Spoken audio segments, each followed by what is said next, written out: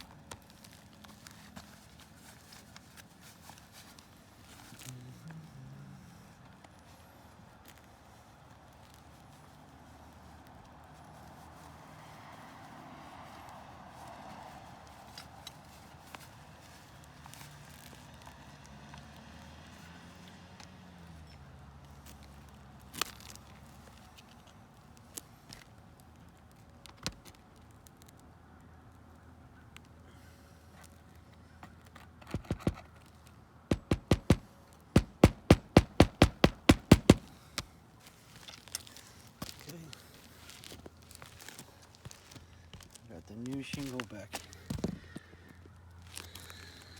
in, and again you can see coming across right here on both sides.